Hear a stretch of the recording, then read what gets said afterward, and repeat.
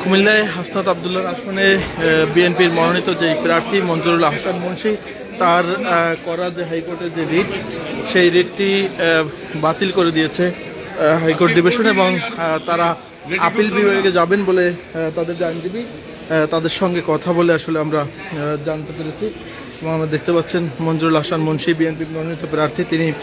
কোর্টে এসেছিলেন এবং এসে এখানে তিনি একটি রিট করেছিলেন তার প্রার্থীটা ফিরে পাওয়ার জন্য, তবে তার যে প্রার্থীটা সেটি তিনি ফিরে পাননি। হাইকোর্ট তার যে করা যে রিট সেই রিটটি বাতিল করে দিয়েছেন এবং এই শুনানিতে এনসিপি এবং জামাত ইসলামের আইনজীবী সহ অন্যান্য যারা আসলে বিএনপির আইনজীবী তারা উপস্থিত ছিলেন এবং এই হাইকোর্টের 20 নম্বর কোর্টে এই রিটটি চলছিল এবং দীর্ঘ শুনানির পরে আসলে সেটি